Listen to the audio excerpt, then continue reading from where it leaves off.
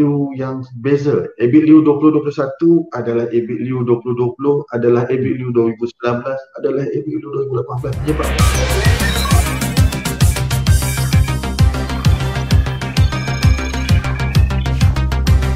Sebab Sri, kalau kita ingat lagi Jun yang lalu pada tahun 2020, kita di The Amin Show juga, saya ada bertanya tentang plan Kementerian Belia dan Sukan untuk menolong golongan-golongan belia yang terkesan bila dah selesai COVID-19, dan Datuk Seri ada sebut plan pasca COVID-19. Masalahnya dia tak ada pasca, dia masih lagi berjalan dan PKP masih lagi berlangsung.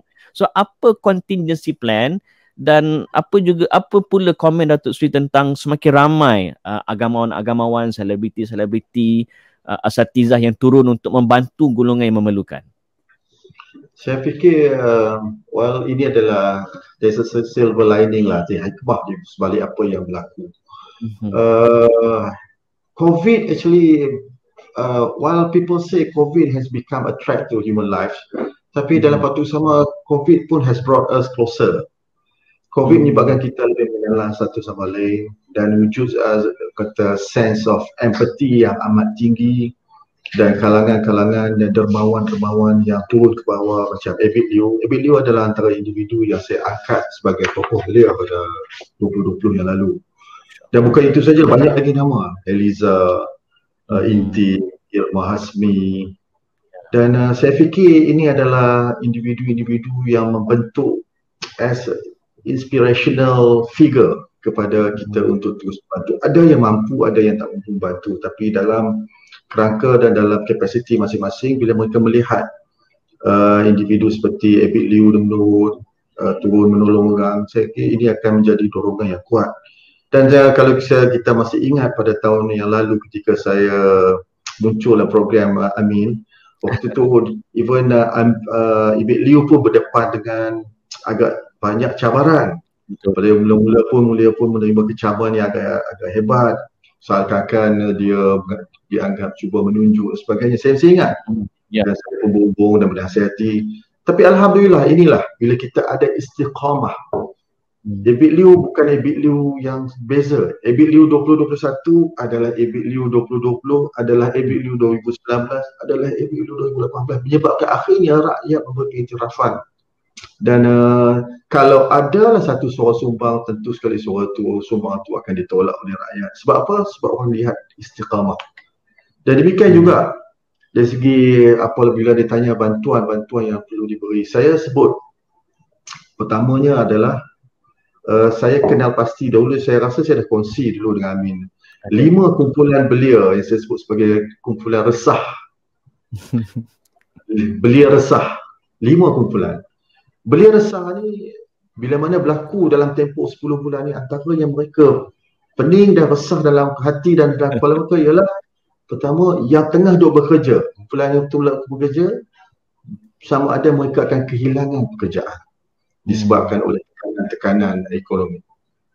Ini belia resah pertama. Belia resah yang kedua adalah belia resah yang berada di universiti.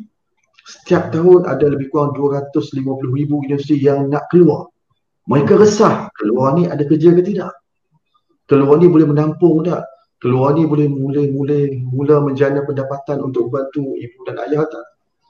Keluar ni boleh tak untuk mendapat pendapatan untuk membayar semula hutang-hutang PTPTN, hutang-hutang yang perlu mereka lunaskan. Ini kumpulan belia resah yang kedua. Kumpulan belia resah yang ketiga adalah mereka yang belia berada di dalam bidang keusahawanan, yang telah berniaga, yang telah melaksanakan bisnes-bisnes kecil dalam masih lagi berada dalam at the infancy stage. Dan dalam keadaan bila COVID datang, mereka ni antara yang terkesan dan cepat yang akan mempunyai kesan yang impak yang agak teruk, menyebabkan ada di kalangan mereka yang terpaksa bungkus, gulung tikar.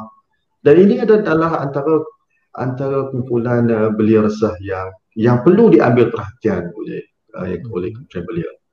Yang keempatnya adalah belia resah keempat adalah belia yang dalam gig industry. Gig industry ni macam industri informal industry. Mereka yang terlibat dalam industri yang tidak ada di bawah radar kita. They don't have a social safety net. Mereka bekerja sendiri, freelancing, So belia-belia ini juga adalah belia yang diambil kira untuk sebagai belia-belia resah. Dan yang belia resah yang kelima yang saya selalu sebut dan sebelum ni saya sebut adalah kumpulan yang disebut sebagai NEET. Not in training, not in education, and not in employment, not education, and not in training. Ini adalah kumpulan Nabi yang dikatakan sebagai kumpulan yang berada dalam blind spot. Kadang-kadang kita tak tahu kat mana mereka. Sebab tu antara perkara yang tadi saya tak sebut habis, antara strategi yang saya guna dalam kementerian adalah bagi nak pastikan kementerian, you want to be powerful, you must be in control of data. Kena ada data. So kalau tak ada data, you tak boleh tak boleh buat perancangan kelima-lima program. Dan bayangkan adalah 17 kementerian yang merentas semua yang perlu saya gemblingkan bagi memastikan agenda untuk perkasakan belia ni dapat dilakukan dengan sempurna. Maka sebab itulah pada tahun ini insya-Allah saya dalam tempoh 7 bulan ni saya telah berjaya untuk meminta dan juga menghasilkan apa saya sebut sebagai single landing page ataupun My Belia, sistem My Belia.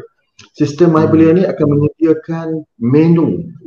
KBS become a menu provider kepada semua kementerian. Maknanya kalau dia nak datang, dia nak pergi ambil dari segi masalah, dari segi fasiliti keusahawanan, dia datang ke kementerian belia, dia sign on kementerian belia, dia sign on juga dengan Midan. Dia sign, dia nak jadi agropreneur, dia jadi agro dalam pertanian, punya entrepreneur dalam pertanian.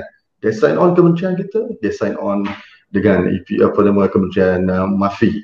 Demikian juga tentang pencarian pekerjaan bersama dengan KWSP, bersama dengan PKSO, bersama dengan HRDF, latihan-latihan. Dia nak dapat latihan, dia tak perlu pergi, dia boleh, everything is accessible and obtainable di daripada kementerian. Ini adalah salah satu daripada strategi nak membantu. Dan yang lain dia ialah saya pernah sebut dahulu skim perantisan nasional, di mana kita nak wujudkan perantis-perantis keluar universiti, mereka mendapat, alhamdulillah, bajet 2021 kerajaan telah umumkan hampir 4.9 bilion. Antara dia macam-macam lah, 7 inisiatif yang akan mengambil kira 700,000. 7 inisiatif, 700,000 pekerjaan. Sebab itulah Amin, ketika mula-mula berlaku saya risau. Khazanah Research Institute kata akan berlaku lonjakan kadar pengangguran sampailah ke tahap 1 juta. Lepas itu MIR mengatakan mungkin ia boleh mencecah 1.5 juta.